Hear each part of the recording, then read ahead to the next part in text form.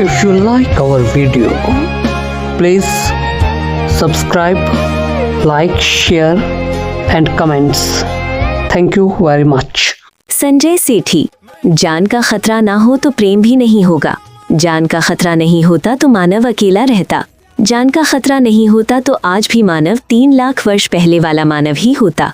पृथ्वी का निर्माण लगभग 4.54 अरब 4.54 बिलियन साल पहले हुआ था, जब गैस और धूल के एक घूमते बादल के गुरुत्वाकर्षण से ये ठोस रूप में बनी और धीरे धीरे ठंडी होकर आज के रूप में आई, जबकि पूरा ब्रह्मांड लगभग 13.8 अरब साल पुराना है। विस्तार से समझें। सौर मंडल का जन्म। वैज्ञानिकों के अनुसार हमारे सौर मंडल की शुरुआत गैस और धूल के एक बादल से हुई थी, जिसे सौर निहारिका कहते थे। पृथ्वी का बनना। पास के एक तारे के विस्फोट से इस बादल में हलचल हुई, जिससे गुरुत्वाकर्षण के कारण ये सिकुड़ने लगा और एक घूमती हुई डिस्क सौर निहारिका बन गई। ठोस रूप लेना। इस डिस्क के कण आपस में जुड़कर गर्म पिघले हुए गोले बने, जो ठंडे होकर ठोस पृथ्वी और अन्य ग्रहों में बदल गए। आयु का निर्धारण। रेडियोमेट्रिक डेटिंग और उल्कापिंडों के अध्ययन से वैज्ञानिकों ने पृथ्वी की आयु लगभग 4.54 अरब साल, लगभग 4.5 से 4.6 अरब के बीच बताई है। संक्षेप में, पृथ्वी लगभग 4.54 अरब साल पहले बनी, जो ब्रह्मांड की कुल आयु लगभग 13.8 अरब साल का एक हिस्सा है। सबसे पहले मानव का जन्म अफ्रीका में लगभग 2 लाख से 3 लाख साल पहले हुआ था, जिसे होमो सेपियंस कहा जाता है। हालांकि इससे पहले भी कई प्रारंभिक मानव प्रजातियां जैसे होमो हैबिलिस मौजूद थीं, लेकिन आधुनिक मानव के रूप और विशेषताओं के साथ पहला समूह अफ्रीका में विकसित हुआ और फिर दुनिया भर में फैला। वैज्ञानिक दृष्टिकोण से आदि मानव। पृथ्वी पर पहले आदि मानव के रूप में होमो हैबिलिस को माना जाता है, जो लगभग 2.8 से 1.4 मिलियन, लगभग 28 लाख से 14 लाख साल पहले अफ्रीका में रहते थे और 2 पैरों पर चलने में सक्षम थे। आधुनिक मानव होमो सेपियंस आप और हम का विकास अफ्रीका में हुआ। नई खोजों के अनुसार आधुनिक मानव के शुरुआती प्रमाण लगभग 3,50,000 से 2,60,000 साल पहले के हैं, जो पूर्वी और दक्षिणी अफ्रीका के एक साथ विलय से विकसित हुए। प्रवास। लगभग 60,000 साल पहले आधुनिक मानव ने अफ्रीका से बाहर निकलकर दुनिया के अन्य हिस्सों में प्रवास करना शुरू किया। पौराणिक धार्मिक दृष्टिकोण से कई धर्मों और पौराणिक कथाओं में मनु या एडम को पहले मानव के रूप में वर्णित किया गया है, जो एक अकेले व्यक्ति या एक समूह का प्रतिनिधित्व करते हैं, जिन्हें ईश्वर द्वारा बनाया गया था। संक्षेप में, वैज्ञानिक प्रमाण बताते हैं कि मानव विकास अफ्रीका में शुरू हुआ और होमो सेपियंस के रूप में आधुनिक मानव की उत्पत्ति वहीं हुई, जबकि धार्मिक ग्रंथ अलग अलग व्याख्याएं प्रस्तुत करते हैं। होमो सेपियंस मुख्य रूप से शिकारी संग्राहक हंटर गैदरर्स थे, जो जंगली फल, मेवे, जड़ें, बीज, कीड़े मकोड़े और छोटे जानवरों जैसे हिरण, खरगोश को इकट्ठा करते थे। साथ ही बड़े जानवरों का शिकार भी करते थे, मछली पकड़ते थे और अंडे इकट्ठा करते थे, और बाद में आग से पकाने और कृषि की शुरुआत से उनका आहार और भी विविध हो गया, जिसमें पौधे, मांस, मछली, अंडे, शहद और यहाँ तक कि घोंगे, स्नेल भी शामिल थे, जिससे उनका मस्तिष्क विकास हुआ और वे सर्वाहारी बन गए। आहार के मुख्य स्रोत पौधे, जंगली फल, मेवे, पत्ते, बीज, कंद जैसे स्टार्च वाले तने और दालें। जंगली जीव हिरण, खरगोश, जंगली सुअर, मैमथ जैसे बड़े स्तनधारी पक्षी, कीड़े मकोड़े, घोंगे और अन्य छोटे सरीसृप। जलीय जीव नदियों और झीलों से मछलियां, केकड़े और घोंगे। अन्य अंडे और शहद। भोजन प्राप्त करने के तरीके। संग्रहण पौधों के हिस्से, कीड़े और अंडे इकट्ठा करना। शिकार जाल बिछाना, भाले और बाद में धनुष बाण जैसे औजारों का उपयोग करके शिकार करना और धीरे धीरे बड़े जानवरों का शिकार करना। मछली पकड़ना नदियों और झीलों में मछली पकड़ना। पकाना आग जलाना सीखकर भोजन जैसे मांस, स्टार्च वाले कंद को पकाना शुरू किया, जिससे उसे पचाना आसान हो गया और मस्तिष्क के विकास में मदद मिली। विकास और विविधता। शुरुआती होमो सेपियंस सर्वाहारी थे और उनका आहार बहुत विविध होता था, जिसमें पौधों और जानवरों दोनों का हिस्सा होता था। मांस खाने से उन्हें अधिक प्रोटीन और ऊर्जा मिली, जिससे सक्रिय जीवन शैली और मस्तिष्क का विकास हुआ। लगभग 11,000 साल पहले कृषि और पशुपालन की शुरुआत ने उनके आहार को और भी स्थिर और समृद्ध बनाया। वैज्ञानिक साक्ष्यों के अनुसार मानव यानी कि होमो सेपियंस के जन्म की तुलना में पृथ्वी पर पशुओं, बहुकोशिकीय जीवों का जन्म बहुत पुराना है। ये अंतर सैकड़ों मिलियन वर्षों का है। पशुओं का जन्म। पृथ्वी पर पहले बहुकोशिकीय जीवों यानी एनिमल्स की उत्पत्ति लगभग 700 से 800 मिलियन वर्ष, लगभग 70 से 80 करोड़ वर्ष पहले हुई थी।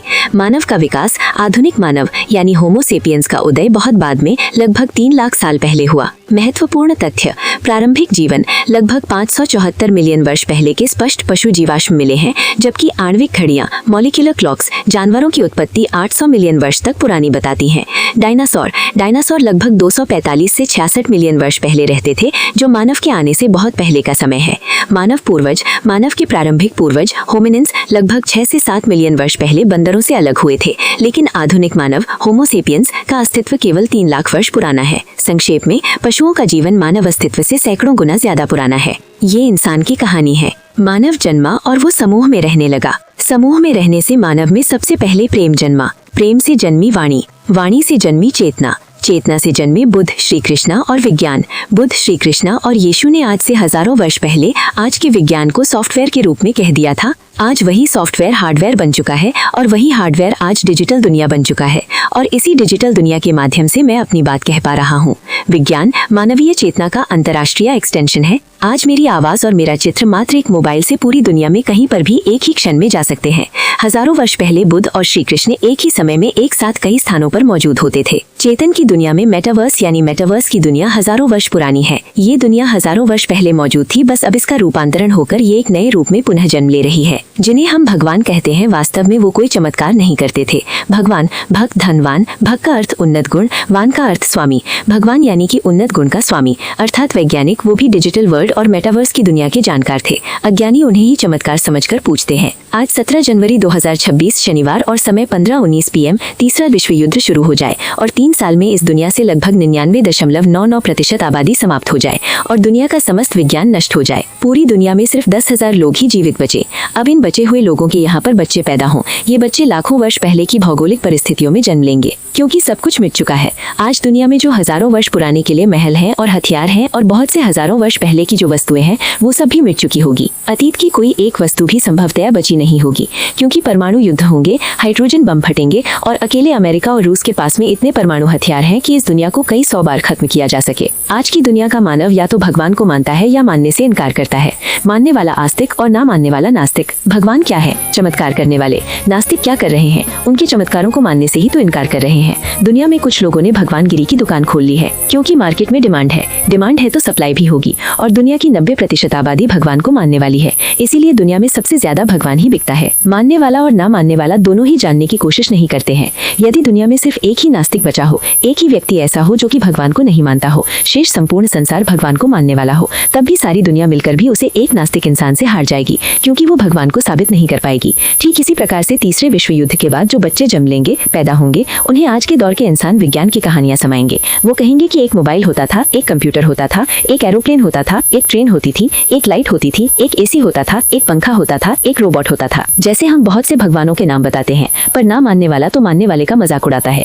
अब आप बताइए, क्या इस वैज्ञानिक दुनिया के समाप्त हो जाने के ठीक 20 वर्ष के बाद में, क्या वो बच्चा जो इस वैज्ञानिक युग के बाद में जन्म होगा, क्या वो इस वैज्ञानिक दुनिया की कथा को सुनने वाले इंसान को पागल नहीं कहेगा? आज का नास्तिक भगवान को नहीं मानता है, और कल का बच्चा जो दुनिया के समाप्त हो जाने के बाद की दुनिया में जन्मा होगा, वो तो आज के विज्ञान को भी नहीं मानेगा। आज का नास्तिक कौन है? वैज्ञानिक। वैज्ञानिक भगवान के अस्तित्व को स्वीकार नहीं करते हैं, परंतु इन वैज्ञानिकों ने ये नहीं सोचा कि कल वो पैदा होने वाला बच्चा आज के विज्ञान और उनके द्वारा किए गए आविष्कार को भी दुनिया के समाप्त हो जाने वाली पीढ़ी कभी मानेगी नहीं। मूल बात यह है कि इस दुनिया में कहानी कुछ भी नहीं है, कथाएं कुछ भी नहीं है। जो भी कुछ है वो एक दिन संसार में था। एक कल्पना का सहारा चाहिए। अतीत, वर्तमान और भविष्य की कल्पना करें। संसार का सत्य आपके सामने प्रकट हो जाएगा। काल्पनिक सिर्फ आदमी की कल्पना है। घटनाएं कई काल्पनिक नहीं होती हैं। घटनाएं सदा थी, घटनाएं सदा है और घटनाएं सदा मौजूद रहेंगी। जो भी इतिहास मिलता है यकीनन वो रहा होगा, क्योंकि जो चीज होती है उसी के ऊपर कहानी बनाई जाती है। जो चीज इस जगत में है ही नहीं, उसके ऊपर आप कहानी भी नहीं बना सकते हैं। हालांकि विज्ञान अब धीरे धीरे अतीत को सत्य साबित कर रहा है। विज्ञान अब भौतिक वस्तुओं से डिजिटल दुनिया की ओर बढ़ रहा है, और डिजिटल दुनिया के अंदर मूल रूप से चेतना को समझे बिना डिजिटल दुनिया का निर्माण नहीं किया जा सकता है। डिजिटल दुनिया का निर्माण करने वाले लोग अतीत की चेतनाओं को समझकर ही इस डिजिटल दुनिया का निर्माण कर रहे हैं। अगर दुनिया में मोबाइल की डिमांड है तो मोबाइल मौजूद है, और दुनिया में लैंडलाइन की डिमांड नहीं है तो दुनिया से लैंडलाइन समाप्त हो चुकी है। आज की पीढ़ी ने पुराने लैंडलाइन नंबर वाले टेलीफोन देखे ही नहीं है। 2025 की शुरुआत तक रूस और अमेरिका के पास दुनिया के कुल परमाणु हथियारों का लगभग 90% हिस्सा है, और उनके पास इतनी मारक क्षमता है कि वे पूरी दुनिया को कई बार खत्म कर सकते हैं। रूस और अमेरिका के पास परमाणु बमों की संख्या 2025 का अनुमान। रूस सबसे ज्यादा परमाणु हथियारों के साथ पहले स्थान पर है, जिसके पास कुल लगभग 5400 से 5580 परमाणु वॉरहेड है। अमेरिका 5000 से अधिक परमाणु हथियारों के साथ दूसरे स्थान पर है, जिसके पास कुल लगभग 5044 से 5277 परमाणु वॉरहेड हैं। वैश्विक स्थिति, दुनिया भर में कुल लगभग 12200 से 12500 परमाणु हथियार हैं, जिनमें से अधिकांश अमेरिका और रूस के पास हैं। दुनिया को कितनी बार खत्म किया जा सकता है? विशेषज्ञों और रिपोर्टों के अनुसार इन हथियारों की क्षमता इतनी अधिक है कि वर्तमान परमाणु हथियारों का उपयोग करके दुनिया को कई सौ बार खत्म किया जा सकता है। कुछ रिपोर्टों के अनुसार मौजूदा 12000 से अधिक परमाणु हथियार मानवता और पृथ्वी पर अन्य जैविक जीवों को 55 बार से अधिक नष्ट करने के लिए काफी हैं। कुछ आकलन ये भी बताते हैं कि सिर्फ 30 से 40 परमाणु बम ही पूरी दुनिया को तबाह करने के लिए काफी हैं। अगर 100 या इससे अधिक परमाणु बमों का उपयोग किया जाता है तो न्यूक्लियर विंटर की स्थिति पैदा हो जाएगी, जिससे वैश्विक पारिस्थितिकी तंत्र इकोसिस्टम नष्ट हो जाएगा और भूखमरी से 2 अरब से अधिक लोग मारे जा सकते हैं। सरल शब्दों में, रूस और अमेरिका के पास वर्तमान में इतनी परमाणु क्षमता है कि वे न केवल एक दूसरे को बल्कि पूरी मानव सभ्यता को बार बार नष्ट कर सकते हैं। मेटावर्स यानी मेटावर्स की दुनिया एक आभासी यानी वर्चुअल दुनिया है, जिसे इंटरनेट का भविष्य माना जा रहा है। ये वर्चुअल रियलिटी यानी VR और ऑगमेंटेड रियलिटी यानी AR जैसी तकनीकों का उपयोग करके बनाई गई एक ऐसी 3D दुनिया है जहां लोग अपने डिजिटल अवतार यानी अवतार के माध्यम से एक दूसरे से जुड़ सकते हैं, काम कर सकते हैं, खेल सकते हैं और खरीदारी कर सकते हैं। सरल शब्दों में, ये एक ऐसी ऑनलाइन दुनिया है जहां आप अपने घर में बैठकर भी वर्चुअल रूप से कहीं भी जा सकते हैं और वहां के माहौल को महसूस कर सकते हैं। मेटावर्स की मुख्य बातें। आभासी दुनिया, ये वास्तविक दुनिया का एक डिजिटल रूप है जो कंप्यूटर जनरेटेड है। डिजिटल अवतार, इसमें आपकी पहचान एक 3D अवतार के रूप में होती है जो आपकी हरकतों को दोहराता है। तकनीक, इसे एक्सेस करने के लिए वर्चुअल रियलिटी VR हेडसेट, चश्मे और AR डिवाइस की आवश्यकता होती है। इंटरनेट का अगला रूप, इसे 2D इंटरनेट का 3D वर्जन माना जा रहा है, जहां आप केवल स्क्रीन देखते नहीं बल्कि उसके अंदर होते हैं। फेसबुक, मेटा, फेसबुक के मालिक मार्क जुकरबर्ग ने फेसबुक का नाम बदलकर मेटा कर दिया है और वे इसे सोशल मीडिया से एक मेटावर्स कंपनी में बदलने की तैयारी कर रहे हैं। मेटावर्स में आप क्या कर सकते हैं? वर्चुअल ऑफिस, आप घर से ही ऑफिस जाकर सहकर्मियों के साथ वर्चुअल मीटिंग कर सकते हैं। गेमिंग, आप ऐसे गेम्स खेल सकते हैं जिसमें आपको लगेगा कि आप खुद गेम के अंदर मौजूद हैं। खरीदारी, आप वर्चुअल मॉल में जाकर कपड़े या अन्य सामान देख और पसंद कर सकते हैं। सामाजिक संवाद, दूर बैठे दोस्तों या रिश्तेदारों से मिलकर बातें कर सकते हैं जैसे आप उनके सामने बैठे हों। मेटावर्स की विशेषताएं। निरंतरता, ये दुनिया बंद नहीं होती, ये लगातार चलती रहती है। इंटरऑपरेबिलिटी, आप एक प्लेटफॉर्म से दूसरे वर्चुअल प्लेटफॉर्म पर जा सकते हैं। डिजिटल इकोनॉमी, आप डिजिटल मुद्रा, क्रिप्टो या NFT का उपयोग करके वर्चुअल जमीन या वस्तुएं खरीद सकते हैं। चुनौतियां, ये अभी पूरी तरह से विकसित नहीं हुआ है। पूरी तरह विकसित होने में 1 दशक या उससे अधिक समय लग सकता है। डाटा गोपनीयता और सुरक्षा से संबंधित चिंताएं हैं। मेटावर्स को समझना ऐसा है जैसे इंटरनेट के 3D संस्करण में प्रवेश करना, जहां वर्चुअल वास्तविकता का अनुभव वास्तविक जीवन जैसा होता है।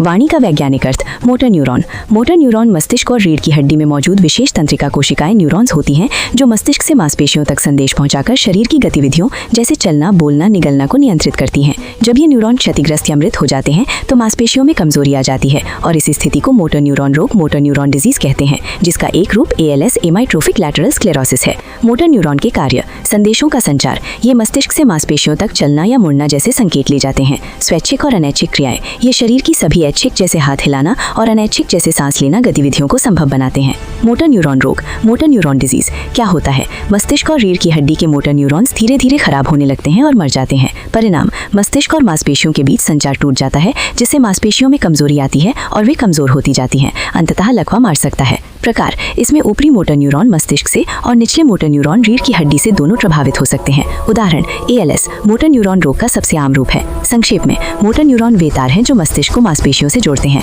जब ये तार कट जाते हैं तो शरीर हिलडुल नहीं पाता और इस स्थिति को मोटर न्यूरॉन रोग कहा जाता है। जांचने पर पता चलता है कि मोटर न्यूरॉन डिजीज एक विशेष प्रकार की तंत्रिका कोशिका नर्व सेल है जो मस्तिष्क और रीढ़ की हड्डी स्पाइनल कॉर्ड से संकेतों को शरीर की मांसपेशियों और ग्रंथियों तक ले जाती है। मोटर न्यूरॉन के बारे में मुख्य तथ्य। कार्य, ये आपकी शरीर की हर हरकत को नियंत्रित करते हैं, जैसे चलना, बोलना, सांस लेना और खाना निगलना। प्रक्रिया, जब आप हिलने का निर्णय लेते हैं तो मस्तिष्क इन न्यूरॉन्स के माध्यम से विद्युत संकेत भेजता है, जिससे मांसपेशियां सिकुड़ती हैं और हरकत होती है। प्रकार, मुख्य रूप से 2 प्रकार के होते हैं। अपर मोटर न्यूरॉन मस्तिष्क से रीढ़ की हड्डी तक और लोअर मोटर न्यूरॉन रीढ़ की हड्डी से मांसपेशियों तक। जिसने स्वयं को जाना उसने प्रथम जन्मे मानव को जाना। 3 लाख वर्ष पहले मानवीय आबादी थी 10 लाख और पशुओं की आबादी थी 10 अरब। मानव के पास सिर्फ 2 ही चीज थी, एक भूख और दूसरा भय। 300,000 3 लाख वर्ष पहले या तो मानव पशु को मार देता था या पशु मानव मानव को मार देता था। पशुओं से स्वयं को बचाने के लिए मानव को समूह में रहना पड़ता था। मैंने स्वयं को जाना, इसलिए मैंने मानव की ये गाथा लिखी। सबसे पहले मानव का जन्म अफ्रीका में लगभग 2 लाख से 3 लाख साल पहले हुआ था, जिसे होमो सेपियंस कहा जाता है। पशुओं का जन्म। पृथ्वी पर पहले बहुकोशिकीय जानवरों एनिमल्स की उत्पत्ति लगभग 700 से 800 मिलियन वर्ष 70 से 80 करोड़ वर्ष पहले हुई थी। संजय सेठी। आज हम संजय सेठी के कुछ ऐसे विचारों पर बात करने वाले हैं जो दिमाग को थोड़ा घुमा देते हैं। हाँ, ये वो आइडियाज हैं जो मतलब इतिहास, विज्ञान और अध्यात्मता को एक साथ जोड़ के देखते हैं। बिल्कुल। और हमारे पास टेक्स्ट नाम के स्रोत से कुछ हिस्से हैं जो इस पूरी चर्चा में हमारी मदद करेंगे। और ये चर्चा हमें कुछ बहुत ही बुनियादी सवालों पर सोचने को मजबूर करेगी। जैसे हम इंसानों ने एक दूसरे से प्यार करना क्यों शुरू किया, या फिर जिस टेक्नोलॉजी को हम आज इतना एडवांस्ड मानते हैं, क्या उसकी जड़ें कहीं बहुत पुरानी समझ में है। सही बात है। और हमारा मकसद भी यही है। हम ये समझने की कोशिश करेंगे कि सेठी के मुताबिक मौत का डर कैसे प्यार की वजह बन सकता है, और कैसे हजारों साल पहले के गुरु आज के मेटावर्स जैसे कॉन्सेप्ट को जानते थे। हाँ, और ये भी कि कैसे हमारा विज्ञान जो आज इतना बड़ा है वो भी आने वाले वक्त में सिर्फ एक कहानी बन के रह सकता है। एक तरह से हम इंसानी चेतना के एक पूरे चक्र को समझने की कोशिश करेंगे। एक ऐसा चक्र जो इन स्रोतों में बताया गया है और जो बार बार खुद को दोहराता है। तो चलिए शुरू करते हैं। सबसे पहला और शायद सबसे हैरान करने वाला आइडिया, प्यार वाला। हाँ, कि इंसान ने प्यार करना क्यों और कैसे सीखा। सेठी का तर्क है कि इसकी जड़ हमारे सबसे बड़े डर में है। हाँ, वो एक लाइन कहते हैं जो सुनने में बड़ी अजीब लगती है। कौन सी? जान का खतरा ना हो तो प्रेम भी नहीं होगा। पहली बार में लगता है कि डर और प्यार का क्या लेना देना। बिल्कुल, लेकिन जब हम उस दौर में जाते हैं, मतलब जब इंसान पहली बार विकसित हो रहा था, तो ये बात समझ आने लगती है। आप उस समय की बात कर रही हैं जब इंसान जंगल में अकेला और कमजोर था। एग्जैक्टली। स्रोत हमें कुछ आंकड़े भी देते हैं। लगभग 3 लाख साल पहले जब होमो सैपियंस की आबादी मुश्किल से 10 लाख थी। 10 लाख बस? हाँ, बस। और उस वक्त दुनिया में जानवरों की संख्या थी 10 अरब। 10 अरब? हाँ। हर एक इंसान के मुकाबले 10,000 जानवर। 10,000! और ये जानवर हमसे कई ज्यादा पुराने थे। स्रोत में लिखा है कि जानवरों की उत्पत्ति तो 70-80 करोड़ साल पहले हो चुकी थी। तो उस माहौल में इंसान के पास सिर्फ 2 ही मूल भावनाएं थी, भूख और जान का डर। तो क्या हम ये कह सकते हैं कि हमारे समाज की नींव किसी ऊंचे आदर्श पर नहीं, बल्कि एक बहुत ही बुनियादी जरूरत पर टिकी थी? हाँ, जिंदा रहने की जद्दोजहद पर। बिल्कुल। यही सेठी का तर्क है। वो एक पूरी चेन बनाते हैं। अच्छा। सबसे पहले आया जान का खतरा। उस खतरे ने इंसानों को अकेले रहने के बजाय समूह में रहने पर मजबूर किया। ठीक है। और जब आप समूह में रहते हैं तो एक दूसरे पर निर्भर हो जाते हैं, एक दूसरे की परवाह करने लगते हैं। इसी आपसी जुड़ाव और देखभाल की भावना को उन्होंने प्रेम कहा है। ये बात तो मैंने कभी इस तरह सोची नहीं थी कि डर ने हमें झुंड में रहना सिखाया, और झुंड में रहने की जरूरत ने हमें एक दूसरे से जोड़ा, जिसे हम प्यार कहते हैं। हाँ, और इसी बात को सेठी एक कदम और आगे ले जाते हैं। वो कैसे? वो कहते हैं कि इसी प्रेम से वाणी का जन्म हुआ। वाणी बोलना? हाँ, जब आप एक साथ रहते हैं, एक दूसरे की परवाह करते हैं, तो आपको संवाद करने की, अपनी बात कहने की जरूरत पड़ती है। यहीं से भाषा की शुरुआत हुई। स्रोत में वाणी के 2 मतलब बताए गए हैं, है ना? एक तो हमारी आवाज। हाँ। और दूसरा कुछ और भी है। वो क्या है? बिल्कुल, पहला मतलब तो यही है, बोलचाल, संवाद। लेकिन इसका एक गहरा आध्यात्मिक मतलब भी है, चेतना। खुद को और अपने आसपास की दुनिया को समझने की काबिलियत। और एक तीसरा वैज्ञानिक मतलब भी है, मोटर न्यूरॉन। ये सुनने में थोड़ा मुश्किल लगता है। हाँ, पर इसका मतलब बड़ा सीधा सा है। आप इसे ऐसे समझिए कि हमारे दिमाग की एक तरह की वायरिंग है। ठीक है। जो हमारे बोलने की जो मशीन है ना, हमारा मुंह, गला, हाँ, वहां की मांसपेशियों को सिग्नल भेजती हैं। बिना इनके सोच तो होती, पर आवाज नहीं निकलती। अच्छा, तो सेठी का कहना है कि जब प्रेम और साथ रहने की जरूरत बढ़ी तो इंसान के अंदर न सिर्फ चेतना जागी, बल्कि बोलने के लिए जरूरी शारीरिक बनावट यानी ये मोटर न्यूरॉन्स भी विकसित हुए। कमाल है। तो डर से शुरू हुई कहानी चेतना और संवाद तक पहुंच गई। बिल्कुल। यानी जिंदा रहने की यही जद्दोजहद थी जिसने हमें आगे बढ़ाया और वो बनाया जो हम आज हैं।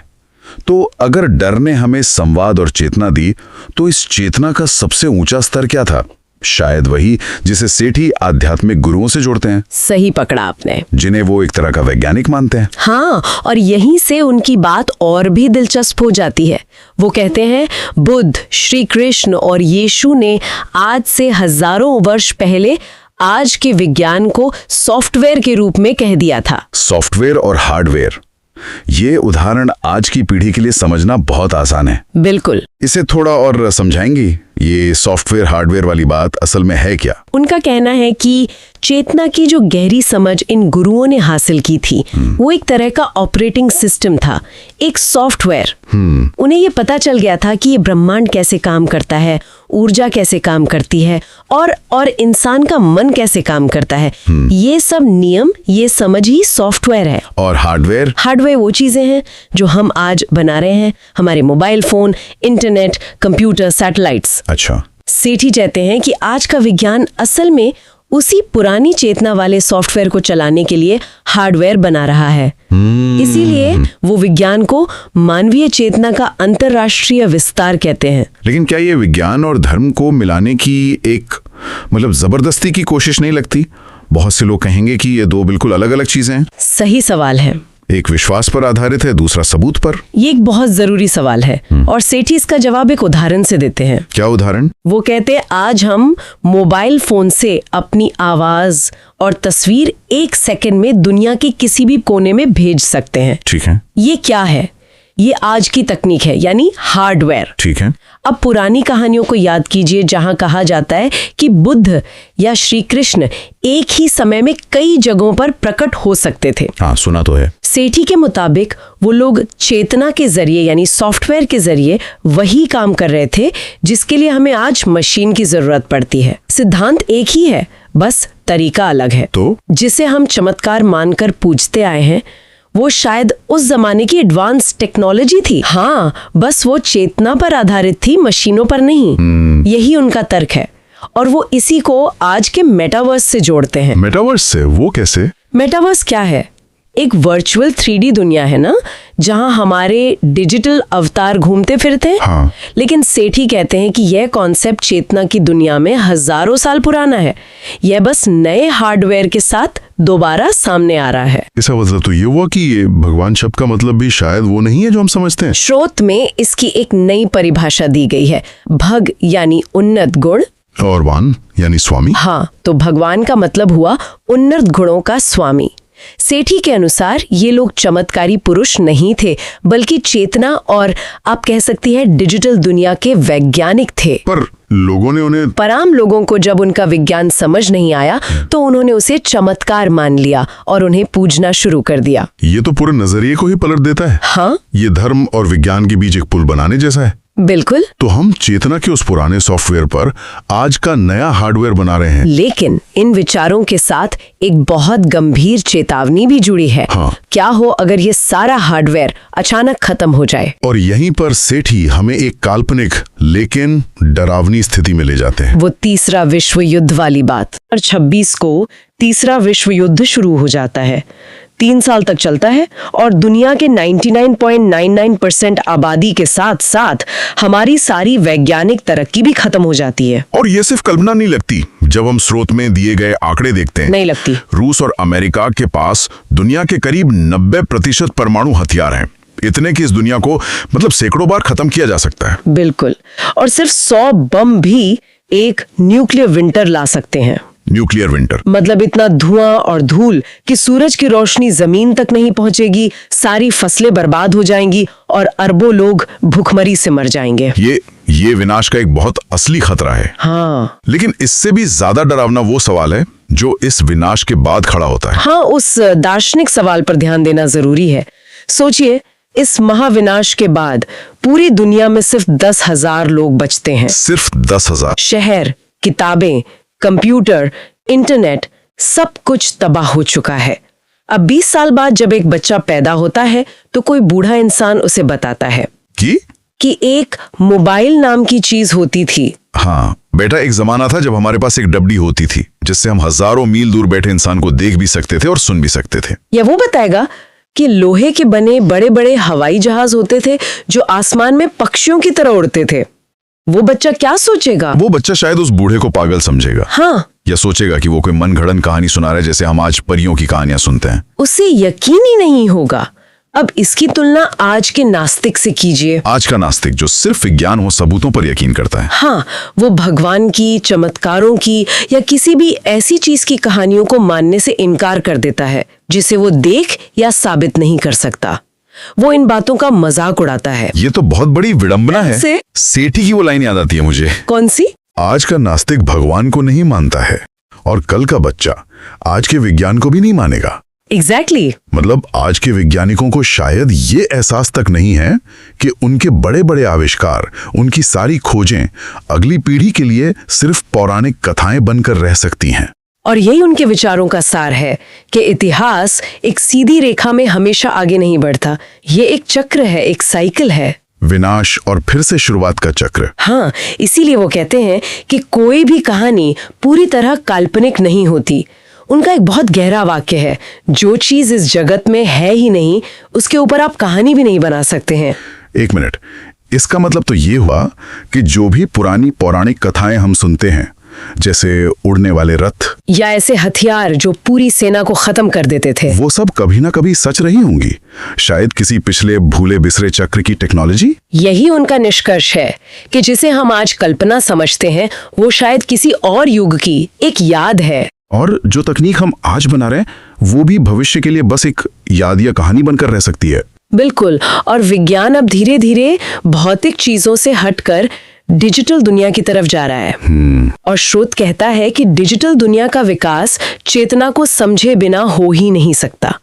तो हो सकता है कि हम अनजाने में उन्हीं पुराने सत्यों को फिर से खोज रहे हैं, बस नए औजारों के साथ। तो हमने देखा कि कैसे संजय सेठी के विचार हम इंसान के अस्तित्व की जड़ों से लेकर भविष्य के विनाश तक की एक पूरी यात्रा पर ले जाते हैं। हाँ। एक डर जिसने हमें एक दूसरे से प्यार करना सिखाया, एक पुरानी चेतना जो आज की तकनीक का सॉफ्टवेयर है, और एक बहुत उन्नत विज्ञान जिस पर खुद एक दिन मिथक बन जाने का खतरा मंडरा रहा है। उनका मूल संदेश यही लगता है कि इतिहास और तकनीक, ये दोनों इंसान की चेतना के चक्रों में बार बार खुद को दोहराते हैं। तो एक कोशिश है, शायद ये इस बात का सबूत है कि हम कुछ नया नहीं कर रहे, बस पुराने सत्यों को नए तरीकों से फिर से खोज रहे हैं। तो कह सकते हैं कि जो कल अध्यात्म था वो आज विज्ञान का रूप ले रहा है, और जो आज विज्ञान है वो कल सिर्फ एक कहानी बनकर रह जाएगा। यही इस चक्र की प्रकृति लगती है। और आखिर में हम अपने सुनने वालों के लिए एक सवाल छोड़ जाते हैं।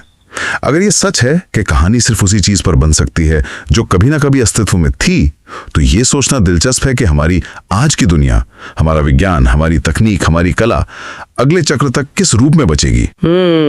एक सोचने वाली बात है। क्या हमारे स्मार्टफोन भविष्य की पौराणिक कथाओं में दिव्य अस्त्र या जादुई दर्पण बनकर याद किए जाएं?